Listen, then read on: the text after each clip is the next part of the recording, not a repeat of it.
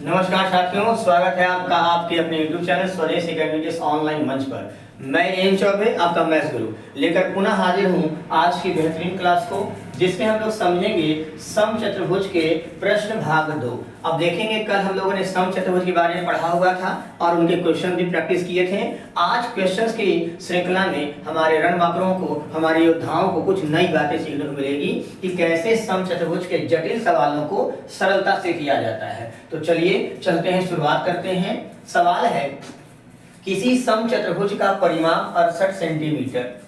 तो जैसे ही आपने पढ़ा परिमाप, तो परिमाप मतलब P बराबर 4a यानी 68 सेंटीमीटर दिया हुआ है।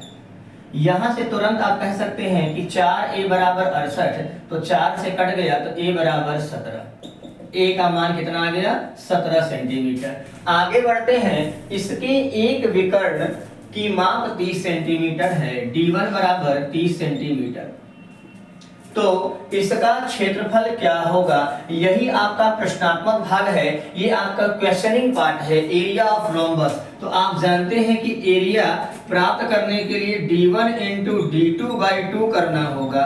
और हम देख रहे हैं सरकार कि d1 तो दिया है लेकिन d2 नहीं दिया है। इसका मतलब अब d2 को सबसे पहले प्राप्त करना होगा ताकि हम एरिया तक पहुंच सके। ठीक है, तो जनाब हम जानते हैं a का फॉर्मूला होता है √d1/2 का पूर्ण वर्ग प्लस d2/2 का पूर्ण वर्ग। और कल की क्लास में मैंने आपको समझाया हुआ था कि आप अगर ये फॉर्मूला दिमाग में रखे हैं तो ये समकोण त्रिभुज के कर्ण, लंब और आधार की तरह कार्य करेगा। यानी ये कर्ण होगा और ये इनमें से कोई लंब होगा तो अगला वाला आधार होगा। तो जनाब हम ये देख रहे हैं कि अगर ये 17 है तो 17 के साथ 8 और 15 की जोड़ी होती है, हाँ या ना? 17 के साथ किसकी जोड़ी होती है? 8 और 15 की जोड़ी होती है। 8, 15, 17। यानी आप देख रहे हैं कि d1 आपका 30 दिया हुआ है, तो 30/2 ये 15 हो गया, तो ये पूरा का पूरा 8 जरूर होगा। यानी यहाँ से हम डायरेक्ट निकाल सकते हैं कि d2/2 8 होना चाहिए, तो d2 बराबर 16 डायरेक्ट आ जाएगा, क्योंकि 2 × 8 16 होता है। अब अगर आप इस कॉन्सेप्ट को नहीं जानते हैं तो कैसे आपका समय व्यर्थ जाएगा। अब कॉन्सेप्ट को आपने सीखा हुआ है तो समय आपका यूटिलाइज हो जाएगा और कम समय में आप उत्तर प्राप्त कर लेंगे। तो जनाब अब आप अगर इसको नहीं जान रहे हैं तो फिर आप करेंगे 17 वर्ग मान लो कर दो, तो यहाँ d1 यानी 30/2 का वर्ग प्लस d2/2 का पूर्ण वर्ग। जनाब 17 का वर्ग करेंगे 289 आएगा। यहाँ आपने 2 से कैंसिल आउट किया 15, तो 15 का स्क्वायर 225 यहाँ लिख लीजिए। फिर d2/2 का होल स्क्वायर हो जाएगा, ये 64 हो गया, तो d2/2 का होल स्क्वायर हो गया। तब यहाँ से आप d2/2 निकाल पाएंगे 8। तो अगर आपने चीजों नहीं समझा, डायरेक्ट मेथड को नहीं समझा, तो फिर आपको इतना और अपना समय, कीमती समय गंवाना पड़ेगा। इसलिए मैंने कहा डायरेक्ट याद रखिए कि जो समकोण त्रिभुज में लंब, कर्ण, लंब और आधार के मान होते हैं वही यहाँ a d1/2 और d2/2 के मान होंगे। उससे आप सरलता से पहुंच जाएंगे अननोन कार्यक्रम तक। ठीक है, तो जनाब d2 आपने निकाल लिया 16। अब आपसे एरिया पूछा था, तो एरिया होता है d1 × d2/2। तो d1 का वैल्यू कितना है? तो d1 का वैल्यू 30 दिया हुआ है, d2 आपने 16 निकाल लिया, 2 8 16, तो आंसर कितना हो गया? 240 वर्ग सेंटीमीटर। तो उम्मीद करते हैं समझ में आया होगा। चलते हैं अपने दूसरे सवाल में।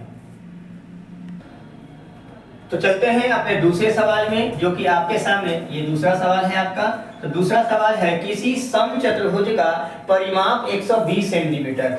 जैसे हमने परिमाप सुना, अब हमारी प्रैक्टिस हो गई है, तो अब p भी नहीं लिखना है।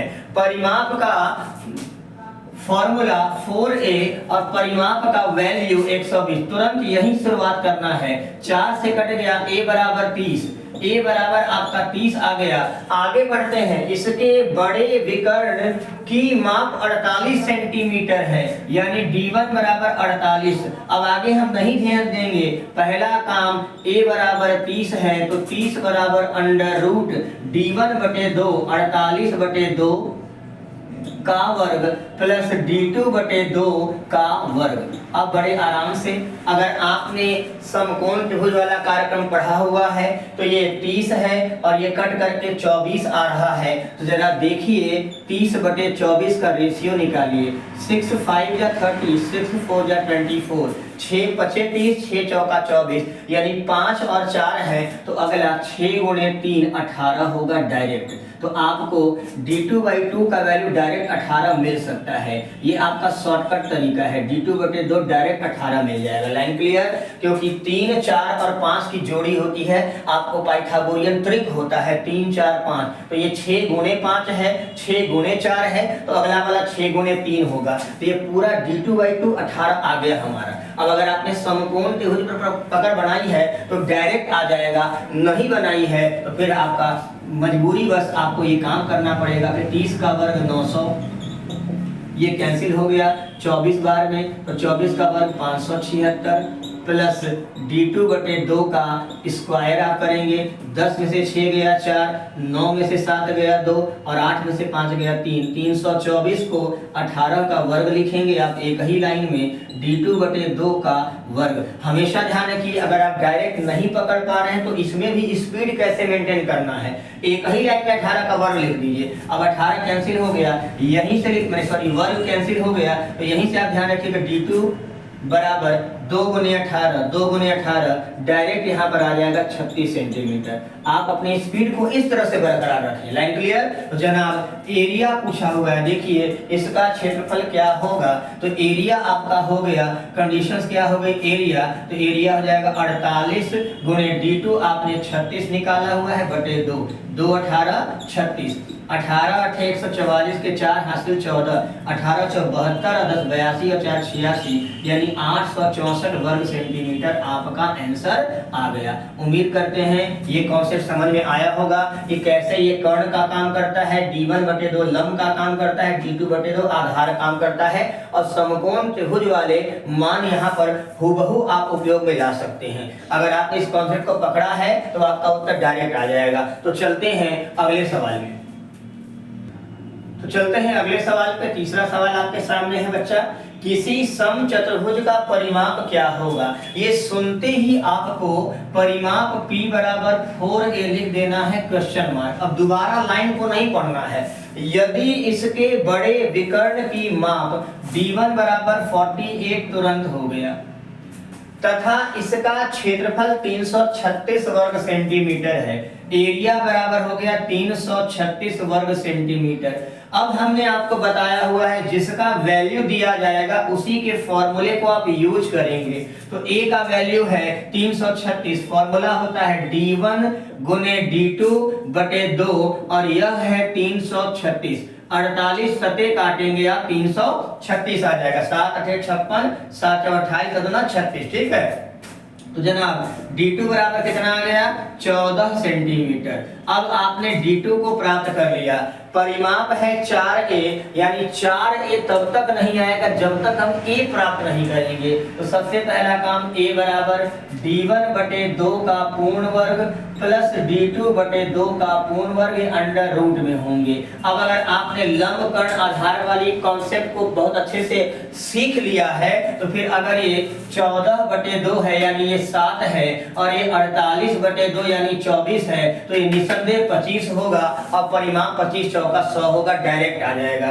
कि अगर d1 बटे 2 ये आपका कंडीशन 48 बटे 2 यानी 24 है, ये मौखिक कार्यक्रम होगा, यहाँ मैं लिखे दिखला रहा हूँ। d2 बटे 2 यानी 14 बटे 2 अर्थात 7 है, तो 7 24 और 25 का पाइथागोरियन त्रिक बनता है। समकोण त्रिभुज की भुजाएं होती हैं, समचतुर्भुज में जो भुजा है वही समकोण त्रिभुज के कर्ण की तरह व्यवहार करती है, यानी a बराबर 25 डायरेक्ट आ जाएगा। मौखिक का कार्यक्रम है और 4 गुणे 25 आप 100 आंसर तक पहुंच जाएंगे चुटकियों में। लेकिन अगर आपने इस कॉन्सेप्ट को नहीं सीखा हुआ है तो फिर मजबूरी में ही सही आपको पूरा काम करना होगा कि d1 48 बटे 2 का वर्ग प्लस D2 यानी आपका 14/2 का वर्ग a बराबर अंडर रूट ये 24 का वर्ग 576 और ये 7 का वर्ग 49 यानी a बराबर अंडर रूट आप करेंगे 625 और तब जाकर 25 आएगा। ये आपका पूरा फॉर्मूला यूज करने से और ये डायरेक्ट आपका लंब आधार और कर्ण के कार्यक्रम से मौखिक निकालने में सक्षम होंगे। तो जो इच्छा करें वो काम करना है सरकार। आप जहां भी जाना चाहते हैं, जिस राह पे चलना चाहते हैं, वो राह आपको बता दी गई है। अब कौन सी राह आपको चुननी है ये फैसला आपका है, क्योंकि जिंदगी आपकी तो फैसले आपके। तो परिमाप हमारा P बराबर 4 गुणे 25 यानी 100 सेंटीमीटर हो गया। उम्मीद करते हैं आपने समचतुर्भुज के प्रश्नों की पृष्ठभूमि समझी होगी कि किस प्रकार के प्रश्न समचतुर्भुज से पूछे जा सकते हैं। तो इतने ही प्रकार के प्रश्न समचतुर्भुज से पूछे जा सकते हैं। कल मुलाकात होगी तो अगली कहानी के साथ होगी। और आप अपना ख्याल रखें और लगातार प्रयास करते रहें, कॉन्सेप्ट को सीखें और लगातार अभ्यास करें। स्पीड और कैलकुलेशन पर भी विशेष ध्यान दें। Thank you, all the best, take care, खुश रहें।